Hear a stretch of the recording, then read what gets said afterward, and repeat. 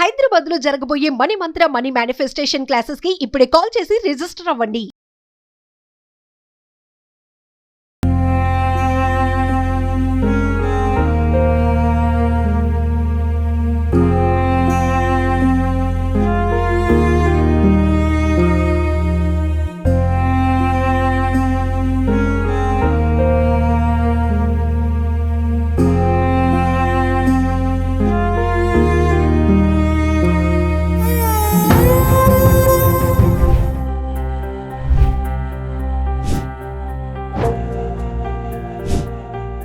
నమస్తే, welcome back to Suman TV.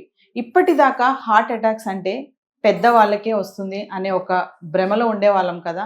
కానీ ఇప్పుడు చూసుకుంటే అన్నిట్లో ఎలా ఎదుగుదల కనిపిస్తుందో గుండెపోటులో కూడా అలాగే ఎదుగుదల కనిపిస్తుంది. అంటే చిన్న వయసు వారికి కూడా ఈ హార్ట్ అటాక్స్ రావడము, ఇమీడియట్లీ చనిపోవడం కూడా మనం చాలా సందర్భాల్లో చూసాం. చాలా ఇన్సిడెంట్స్ కూడా మనకు తెలుసు. మరి ఒక్కసారి ఈరోజు మళ్ళీ నేను ఎందుకు చిన్న వయసులోనే ఇలా హార్ట్ అటాక్స్ వస్తున్నాయి, ఇమీడియట్లీ ఎందుకు చనిపోతున్నారు, ఎలాంటి అడిక్షన్స్ లేకపోయినా కూడా ఎందుకు ఇలాంటి ప్రమాదాలు జరుగుతున్నాయి అనే వాటిపైన మాట్లాడడానికి, మరింత సమాచారం అందించడానికి ఈరోజు మనతో పాటు ఉన్నారు డాక్టర్ మోబా శ్రీనివాసరావు గారు. సార్తో మాట్లాడతాం. నమస్తే అండి. నమస్కారం అండి. డాక్టర్ గారు, మరి చూసుకుంటే హార్ట్ అటాక్స్ అంటే ఎర్లీ యంగ్స్టర్స్కి కూడా ఇది రావడము, ఇమీడియట్ చనిపోవడం చూస్తున్నాము. ఎందుకంటారు? రీజన్స్ ఏంటండి? సో మీరు ఈ ఇంటర్వ్యూ చేయడానికి కారణం ఏంటంటే, ఒక 15 ఏళ్ల పాప స్కూల్లో క్లాస్లో ఉండి కొలాప్స్ అయిపోయిందండి. ఎస్. సో అది మనకు ఉన్నటువంటి విజువల్ని అనలైజ్ చేస్తే 15 ఏళ్ళ అమ్మాయి కొలాప్స్ అయింది. అమ్మాయిని హాస్పిటల్ తీసుకెళ్తే బ్రాడ్ డెడ్ అని చెప్పారు. అది హార్ట్ అటాక్ అని మనకు తెలియదు. So she died suddenly. అది హార్ట్ అటాక్ వల్ల కావచ్చు, హార్ట్ అటాక్లు ఉండవు, గుండె వల్ల కావచ్చు, ఒక్కొక్కసారి మెదడులో రక్తస్రావం అయినా కావచ్చు. సో చాలా కారణాలు ఉంటాయి. సో మనకి రియలీ అంటే ఇవి అన్ఇన్వెస్టిగేటెడ్. వీటికి మనకి ఏమంటారంటే పోస్ట్ మార్టం అనేటటువంటి పరీక్ష చేస్తే కానీ ఇది గుండె వల్ల కదా అని తెలియదు. చివరికి అంటే మస్కిటో దగ్గర నుంచి మనిషి దాకా, ఏనుగు దాకా ఎవరైనా పోయేది గుండె ఆగిపోవడం వల్లనే. అన్ని గుండె కారణాల వల్ల పోతున్నారా అనేది క్వశ్చన్. అది ప్రూవ్డ్ కాదు. కానీ సరే, మీరు అందే కరెక్ట్ అనుకుందాం. ఇప్పుడు హార్ట్ ఆగిపోవడం వేరు, హార్ట్ అటాక్ రావడం వేరు. ఇప్పుడు యూజువలీ పిల్లల్లో ఏదో కారణాల చేత గుండె ఆగిపోవచ్చు. పిల్లల్లో హార్ట్ అటాక్ జనరల్గా రావు. ఎందుకు హార్ట్ అటాక్ అంటూ రావాలంటే రక్తనాళంలో కొలెస్ట్రాల్ పేరుకుని పోయి దానివల్ల రావాలి. వాళ్ళకంత టైం ఎక్కడ ఉంది? ఇప్పుడు మనం అనుకున్నటువంటి ఎగ్జాంపుల్ తీసుకున్నాం అనుకోండి. 10వ క్లాస్ పిల్ల క్లాస్లో పడిపోయింది. 10వ క్లాస్ పిల్లలు 15 ఏళ్ళు ఉంటాయి. 15 ఏళ్ళకి రక్తనాళంలో కొలెస్ట్రాల్ పేరుకుని పోదు. పుట్టుకతో గుండెలో ప్రాబ్లం ఉండొచ్చు. రకరకాల పుట్టుకతో వచ్చే గుండె ప్రాబ్లమ్స్ వల్ల చనిపోవడం జరుగుతూ ఉంటుంది. సో గుండె వల్ల ప్రాబ్లం చనిపోతారు, కానీ హార్ట్ అటాక్ కాదు. వాళ్ళు యూజువలీ ఒక 40 ఏళ్ళు వచ్చేదాకా హార్ట్ అటాక్స్ వల్ల చనిపోవడం అనేది అంటే జనరల్గా జరగదు. కానీ చాలా మంది అంటున్నారు కదా సార్, మరి ఎర్లీ ఏజెస్లోనే హార్ట్ అటాక్స్ వస్తున్నాయి, వెంటనే చనిపోతున్నారు అని అంటున్నారు. అంటే హార్ట్ అటాక్కి ఇప్పుడు కార్డియాక్ అరెస్ట్ అని కూడా అంటారు కదా సార్, మరి ఈ రెండింటికి ఏమైనా డిఫరెన్షియేషన్ ఉందా సార్? అదే మీరు చెప్పిన మాట. కార్డియాక్ అరెస్ట్ అంటే గుండె ఆగిపోయింది. చివరికి డెత్, మృత్యు అనేది గుండె ఆగిపోతేనే వస్తుంది. దానికి ఏ కారణం చేతనే చివరికి గుండె ఆగిపోతుంది. అది బేసిక్లీ అంటే that's last event, first and last event recorded in life is గుండె కొట్టుకోవడం. ఉంటే లైఫ్ ఉందని చెప్తాం తల్లి గర్భంలో, గుండె ఆగిపోతే ప్రాణం పోయిందని చెప్తాం. So these are only events marking the death. దానికి కారణాలు చాలా ఉండొచ్చు. హార్ట్ అటాక్ కూడా కారణం ఉండొచ్చు. 50% మందులు మీరు చెప్తున్నాను సడన్ డెత్లో 50% మందులు హార్ట్ అటాక్స్ వల్ల ఉంటాయి. తక్కువ వయసులో హార్ట్ అటాక్స్ రావడం అనేది ఇష్యూ అయితే రియల్లీ అంటే ఇది ఇన్వెస్టిగేటెడ్ కాజ్ హార్ట్ అటాక్ అని తేలిస్తే అప్పుడు దానికి కారణాలు ఏంటంటే మామూలుగా కామన్గా ఇప్పుడు ఫర్ ఎగ్జాంపుల్ ఏమైందంటే అండి, మన ఎగ్జాంపుల్ తీసుకున్నట్లయితే మైసూర్లో గవర్నమెంట్ హాస్పిటల్లో సడన్గా నాకు గుండె పరీక్ష అని బాగా ఒక వెల్లువలాగా పేషెంట్లు రావడం మొదలుపెట్టారు. This happened 6 months back. ఎందుకు? మైసూర్ జిల్లా, దాని పక్కన ఉన్నటువంటి మండ్యా జిల్లా, దానిపైన ఉన్నటువంటి ఇంకొక జిల్లా, ఈ మూడిట్లో సడన్గా యంగ్ పీపుల్ హార్ట్ అటాక్ చనిపోతున్నారని ఒక పుకారు వచ్చింది. సో విపరీతంగా జనాలు రావడం మొదలుపెడితే ది గవర్నమెంట్ ఆఫ్ కర్ణాటక వాళ్ళు సంయుక్తంగా విత్ ICMR న్యూఢిల్లీ వాళ్ళు అక్కడ లాంచ్ చేశారు స్టడీ. తక్కువ వయసు వాళ్ళల్లో కర్ణాటకలో ఈ 3 జిల్లాల్లో చచ్చిపోతున్నారా, కారణాలు ఏంటి అని. వాళ్ళకి తెలిసింది ఏంటంటే ఇది ఒక పుకారు మాత్రమే. కోర్స్ వాళ్ళకి 3 జిల్లాల్లో 18 కేసులు రికార్డ్ చేశారు.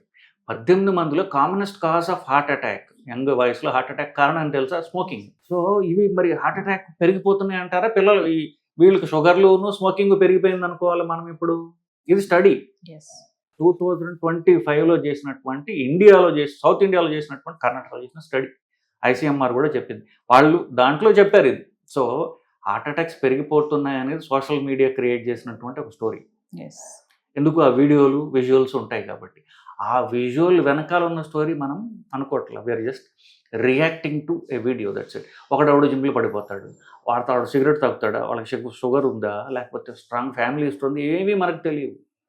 జిమ్లో కొలాప్స్ అవ్వడం మీరు విజువల్గా పట్టుకోగలిగారు. ఇప్పుడు క్లాస్లో డ్యాన్స్ చేస్తున్నాం. ఇవన్నీ కూడా మనం ఒక విజువల్కి మనం ఎక్కువగా ప్యానిక్ అవుతున్నామేమో అనేది నా అభిప్రాయం. మామూలుగా హార్ట్ అటాక్ వచ్చే ముందు కొన్ని సిమ్టమ్స్ అంటూ ఉంటారు. లెఫ్ట్ హ్యాండ్ లాగుతూ ఉంటుంది, స్వెట్టింగ్ వస్తూ ఉంటుంది అని చెప్తా ఉంటారు కదా. మరి ఇలా సడన్గా పడిపోయేటప్పుడు కూడా ఏమైనా సిమ్టమ్స్ ఉంటాయా సార్? మీరు అన్నారు కొలెస్ట్రాల్ అంటున్నారు, బ్లడ్ ఫ్లాట్ అయి ఉండొచ్చు మైండ్లో అని చెప్పేసి అంటున్నారు కదా. అంటే ఇలాంటప్పుడు కూడా ఏమైనా సిమ్టమ్స్ చూడొచ్చా మనం? సడన్ డెత్స్లో 80% హార్ట్ అటాక్స్ గుండెకి సంబంధించి ఉంటాయి.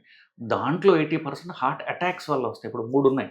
హార్ట్ అటాక్ రావడం, హార్ట్ అటాక్ వస్తే చేతులు నొప్పి వస్తుంది. కానీ ఒక్కసారి అంటే గుండె వేగంగా కొట్టుకుంటుంది. అంటే ఇప్పుడు మా వాళ్ళకి 70-80 సార్లు కొట్టుకోవాలి నిమిషానికి ఎవరికన్నా. ఒక్కొక్కసారి ఇప్పుడు గుండె ఆటోమేటిక్గా కొట్టుకుంటూ ఉంటుంది. దాన్ని కొట్టుకోవడానికి దానికి కరెంట్ కావాలి. గుండెలో కరెంట్ కావాలంటే దానికి కరెంట్ జనరేటర్ కావాలి, కరెంట్ వైర్లు కావాలి. ఇవన్నీ గుండెలో ప్రకృతి పెట్టింది. కరెంట్ జనరేటర్ పెట్టింది, వైర్లు పెట్టింది. అంటే ఎలక్ట్రికల్ కాజెస్, అంటే ఎలక్ట్రికల్ ప్రాబ్లమ్స్ వస్తే 70 సార్లు కొట్టుకోవాల్సిన 200 సార్లు కొట్టుకుంటుంది. అప్పుడు వాళ్ళు కొలాప్స్ అవుతారు. అలాంటివి జరిగితే మీరు ఇందాక చెప్పినట్టుగా అప్పుడు చేతులు నొప్పి ఉండదు, సడన్గా కొలాప్స్ అయిపోతారు.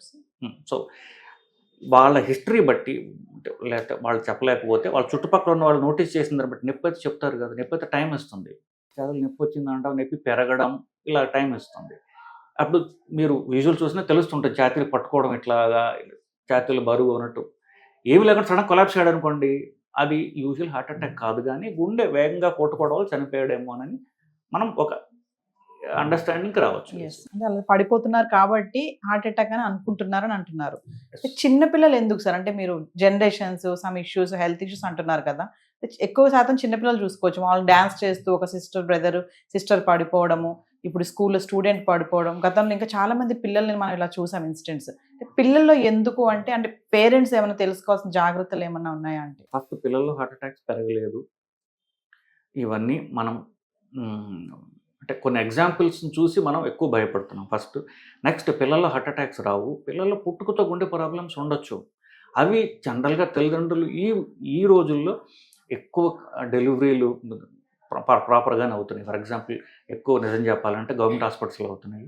వాళ్ళకి 20 వీక్స్కి స్కాన్ చేస్తారు తల్లులకి, తల్లి గర్భంలో ఉన్న బిడ్డ హెల్త్ బాగుందా, గుండె బాగుందా అని. దాంట్లో సీరియస్ ప్రాబ్లమ్స్ ఉంటే బయటపడిపోతుంది. చాలా వరకు కొన్ని అట్లీస్ట్ బీ సైజ్డ్ టౌన్స్లో, అట్లీస్ట్ ఆంధ్ర తెలంగాణలో అయితే కనుక అక్కడ గుండె డాక్టర్లు స్కాన్లు చేసే వ్యవస్థ కూడా ఉంది. అక్కడ కూడా ఒకవేళ పుట్టుకతో గుండె ప్రాబ్లం ఉంటే అక్కడ కూడా డయాగ్నోస్ చేస్తున్నారు. ఈ 2 కూడా మిస్ అయినట్లయితే అప్పుడు పుట్టుకతో వచ్చిన గుండె ప్రాబ్లం మిస్ అయ్యే అవకాశం ఉంటుంది. తల్లిదండ్రులకు తెలియకపోవచ్చు. ఎందుకు 2 డాక్టర్లు మిస్ అయితే 2 పాయింట్స్లో, పుట్టకముందు పుట్టిన తర్వాత మిస్ అయితే పెద్ద అయిన తర్వాత అప్పుడు తెలుసుకోవచ్చు. కానీ ఏదైనా సరే ఫస్ట్ సంవత్సరంలో బిడ్డ పాలు తాగడానికి ఆయాసపడుతుంటే, లేకపోతే గ్రోత్ సరిగ్గా లేకపోతే, ఇప్పుడు మనకి ఇంత కిలోలు పెరగాలి నెలకి అని ఉంటుంది కదా, వాళ్ళ పిల్లల దగ్గర తెలుస్తుంది. గ్రోత్ లేకపోయినా అంతకంటే ఇంతకు ముఖ్యము కామన్గా తల్లి చూడగలిగింది ఒక గుక్క తీసుకుని బిడ్డ ఆయాసపడుతుంటే అది గుండె ప్రాబ్లం ఉందేమో అని వాళ్ళు పరీక్ష చేయించుకోవడం అనేది అవసరం. మరొక వైపు ఏంటంటే కరోనా వ్యాక్సినేషన్ వల్ల కూడా ఇలాంటి సిచ్యువేషన్స్ అన్ని జరుగుతున్నాయి అని చెప్పేసి ఒక టాక్ అయితే నడుస్తుంది. దీనికి మీరేం చెప్తారు? ఇది నిరంతర టాక్ అమ్మా. ఆ టాక్ పోదు. కరోనా అయిన తర్వాత కరోనా భయం వల్ల టాక్ పోదు. ఫస్ట్ మనం జబ్బుకి భయపడాలి, జబ్బుకి ట్రీట్మెంట్ కాదు. మనం భయపడాల్సింది హార్ట్ అటాక్కి, స్టంట్కి, బైపాస్కి కాదు. మనం భయపడాల్సింది కరోనాకి, కరోనా వ్యాక్సిన్కి కాదు. కానీ కరోనా అంటే ఎవరికి భయం లేదు. కరోనా వ్యాక్సిన్ తీసుకుంటే హార్ట్ అటాక్లు వస్తున్నాయనేటువంటిది ఓ ప్రచారం. దీనికి కూడా స్టడీస్ చేశారు. ఇప్పుడు ఇన్ఫ్యాక్ట్ నేను చెప్పినటువంటి ఈ 2025లో ఐసీఎంఆర్ రిపోర్ట్లో ఈ పాయింట్ కూడా మెన్షన్ చేశారు. కరోనా వ్యాక్సిన్కి చావులకి సంబంధం లేదు అని. ఒకవేళ కరోనా వ్యాక్సిన్ వల్ల వస్తే కనుక గుండె వాస్తుంది అనమాట, గుండెలో ఇన్ఫ్లమేషన్ అంటూ వస్తుంది. దానివల్ల పోయారు. ఇప్పుడు ఒక చిన్న ఎగ్జాంపుల్ ఇస్తాను మీకు. ఇప్పుడు ఒక ఇంజెక్షన్ తీసుకున్నారండి ఎక్కడో చోట. ఇంజెక్షన్ తీసుకోగానే వాళ్ళకి ముఖం అంతా వాచిపోయి బీపీ తగ్గిపోయి అట్లా ప్రాబ్లమ్స్ వచ్చాయనుకోండి, అప్పుడు ఇంజెక్షన్ వల్ల అనుకుంటాం. ఇంజెక్షన్స్ నెల రోజులకు వచ్చిందనుకోండి, ఆ ఇంజెక్షన్ దీనికి సంబంధం ఏముంటుంది? ఇప్పుడు ఏ మందు అయినా శరీరంలో కొంత టైమే పనిచేస్తుంది. జీవితాంతం పనిచేసే మందులు జనరల్గా ఉండవు కొన్ని వ్యాక్సిన్స్ తప్ప. సో ఆ ఇంజెక్షన్కి రియాక్షన్ వచ్చిన వెంటనే వస్తుంది. కరోనా టైంలో ఇన్ఫ్యాక్ట్ ఏంటంటే టర్కీలో ఒక స్టడీ చేశారు. ఇలాగే యంగ్ వయసులో వ్యాక్సిన్ వల్ల చనిపోతున్నారని. అవి వాళ్ళు మనిషి చనిపోయిన తర్వాత గుండె ఓపెన్ చేసి చేశారు, పోస్ట్ మార్టం చేశారు. దాంట్లో 8 కేసులు దొరికే వాళ్ళకి. 8 కేసుల్లో కూడా గుండెలో వైరస్ కనపడలేదు వాళ్ళకి, గుండెలో ఎలాంటి మార్పులు లేవు. సో వాళ్ళు ఏం చెప్పారంటే, మనం పోస్ట్ మార్టం చేసినా కూడా ఇది వ్యాక్సిన్ వల్లని ప్రూవ్ చేయడం కష్టము అని చెప్పారు. కాకపోతే జనాల్లో ఏంటంటే, నేను చెప్పినట్టు ఇప్పుడు నేను టాబ్లెట్ రాస్తాను అనుకోండి, ఫస్ట్ అడిగే క్వశ్చన్ ఏంటంటే పేషెంట్ డాక్టర్ని, సైడ్ ఎఫెక్ట్స్ ఏంటి సార్ అంటారు. ఇప్పుడు షుగర్ మాత్రకి మన ఎఫెక్ట్ చూడాలి ఫస్ట్. ఎఫెక్ట్ ఏంటి? షుగర్ తగ్గుతుంది, 400 షుగర్ కంట్రోల్ అవుతుంది. అధికంగా కంట్రోల్ కావచ్చు, బట్ ఇప్పుడు డాక్టర్ రాసేవాడికి ఈ డోస్కి అయితే షుగర్ తగ్గుతుంది, ఇది డోస్ పెరిగి ఎక్కువ రాస్తున్నానేమో, దీనివల్ల షుగర్ మరీ తగ్గే అవకాశం ఉంటుంది. ఒక అండర్స్టాండింగ్ లేని డాక్టర్ దగ్గర రాయించుకుంటే సైడ్ ఎఫెక్ట్స్ వస్తాయి. If the doctor is good qualified, if is good enough, యూజువల్గా సైడ్ ఎఫెక్ట్ అక్కడ చూసుకుంటారు. కానీ కోర్స్ ఇదంతా చెప్పినా కూడా సైడ్ ఎఫెక్ట్స్ గురించి అడగాలి పేషెంట్లు, నేను తప్పనట్లేదు. అడిగి తెలుసుకునే కానీ అడగండి. కానీ సైడ్ ఎఫెక్ట్స్కి భయపడి మందు తీసుకోవడం మానేయకూడదు కదా. సో ఈ రెండింటిని బ్యాలెన్స్ చేసుకోవడం అనేది పేషెంట్ బాధ్యత. ఫైనల్లీ సార్, ఇప్పుడు హార్ట్ అటాక్ అనుకోండి, వెంటనే సిపిఆర్ అవి చేస్తున్నారు, మనం కొన్ని వీడియోస్లో కూడా చూస్తున్నాము. నేను జ్యువెలరీ షాప్లో రాజస్థాన్లో కూడా అలానే ఒక అతను పడిపోతే అక్కడ ఉన్నటువంటి ఆ షాప్లో ఉన్నటువంటి వాళ్ళు ఏంటంటే సిపిఆర్ చేస్తే బతికిచ్చారు. మరి ఇప్పుడు ఈ స్టూడెంట్ ఇది చూసుకుంటే ఇలా పడిపోయి ఇమీడియట్ వాళ్ళు చనిపోతున్నారు, అంటే సిపిఆర్ చేసిన టైం కూడా అక్కడ ఉండటం లేదు. ఇది ఎందుకు అంటారు ఒక్కసారి? అది కరెక్ట్ కాదు తల్లి. ఎందుకంటే ఇప్పుడు మీరు భారతదేశం తప్ప మీరు యూరప్ కానీ, అమెరికా కానీ, జపాన్ కానీ, డెవలప్డ్ కంట్రీస్ ఎక్కడన్నా వెళ్తే బస్ స్టాండ్లలో, రైల్వే స్టేషన్లో అన్నిట్లో గుండెకి షాక్ ఇచ్చే మిషన్లు ఉంటాయి. సో జపాన్ రైల్వే స్టేషన్లో పెడతాడు. చిన్న చిన్న రైల్వే స్టేషన్లో కూడా గుండెకి షాక్ ఇచ్చే మిషన్లు జపాన్లో చూశాను, యూకేలో చూశాను, యూఎస్లో చూశాను. సో సిపిఆర్ రాదు అంటే అది యాజ్ ఎ సొసైటీ మన పిల్లల్ని మన పాపకి మనం ట్రైన్ చేసుకోలేకపోతున్నాము, అది మన వైఫల్యం. సిపిఆర్ చేస్తే మీరు చెప్పిన వాళ్ళు అందరూ బతుకుతారు, అనుమానం లేదు దాంట్లో. అన్లెస్ ఇప్పుడు బొర్రలో రక్తస్రావం వచ్చేసి ఇక సడన్గా మ్యాసివ్ బ్లీడ్ వచ్చి అది మనం చేయలేకపోవచ్చు. కానీ సిపిఆర్ ద్వారా ప్రాణాలు కాపాడవచ్చు, దీనిలో అనుమానమే లేదు. ఇప్పుడు ఆ డ్యాన్స్ చేస్తూ ఎగ్జాంపుల్ కావచ్చు, స్కూల్లో పడిపోయిన వాళ్ళ సిపిఆర్ కనుక చుట్టుపక్కల పిల్లలకు చేయగలిగితే, వాళ్ళకి వచ్చినట్లయితే పిల్లలు కాపాడేవాళ్ళు, అనుమానం లేదు దానికి. ఎందుకు? ఒకవేళ గుండె 2 సార్లు కొట్టుకుంటూ ఉండొచ్చు కూడా, సరే షాక్ ఇచ్చే మిషన్ లేవు, కానీ వాళ్ళు సిపిఆర్ చేసినట్లయితే, ఎఫెక్టివ్ సిపిఆర్ చేసినట్లయితే హాస్పిటల్కి తీసుకెళ్ళగలిగితే చాలు, హాస్పిటల్కి షాక్ ఇస్తారు, బతుకుతుంది పిల్ల. సో ఇది మనం నేర్పాల్సిన స్కూళ్ళలో, కాలేజీల్లో సిపిఆర్ ఎలా చేయాలి అనేటటువంటిది నేర్పడం అనేది చాలా చాలా చాలా అవసరం. సో ఫైనల్లీ అంటే వ్యూవర్స్ చూస్తున్నారు వీడియో, అంటే ఇలాంటి సన్నివేశాలు చూస్తున్నప్పుడు భయం వేస్తుంది వాళ్ళకి, ఏ టైంలో ఎలా ఉంటుందో అనేది. అంటే హార్ట్ అటాక్స్ అనేవి పెద్దవాళ్ళకే కాదు పిల్లలకు కూడా వస్తున్నారు, ఏ టైంలో ఏం జరుగుతుందో తెలియట్లేదు అనేసి. అంటే ఎమర్జెన్సీగా ఇలా ఏమైనా జరిగినప్పుడు ఎమర్జెన్సీ వాళ్ళు ఏం చేయాలనేది ఒకసారి ఫైనల్. మొదట ఎమర్జెన్సీ అవాయిడ్ చేయాలి. అంటే ముందు మన రక్తంలో కొలెస్ట్రాల్ ఎంత ఉంది అని మనం పరీక్ష చేసుకోవాలి. ప్రతి 6 నెలలకే పరీక్ష చేసుకుంటూ ఉండాలి.